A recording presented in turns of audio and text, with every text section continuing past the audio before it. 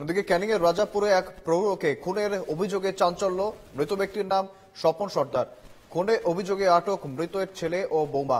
পারিবারিক বিবাদের জেরে এই খুন বলে অনুমান করা হচ্ছে। ক্যানিং এ এক প্রৌঢ়কে খুনের অভিযোগে আটক ছেলে ও বৌমা।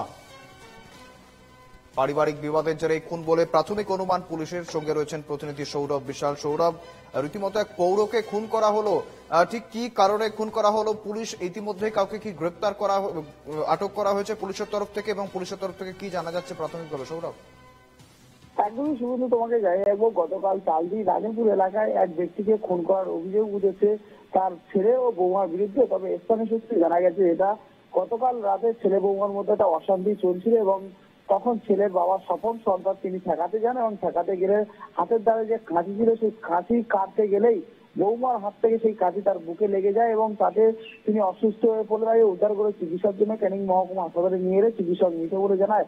তবে এই ঘটনায় ইতিমধ্যে ছেলে ও বৌমাকে আটক করে তদন্ত শুরু করেছে ক্যানিং থানার পুলিশ। শুভেন্দু, বেশ, ধন্যবাদ সৌরভ।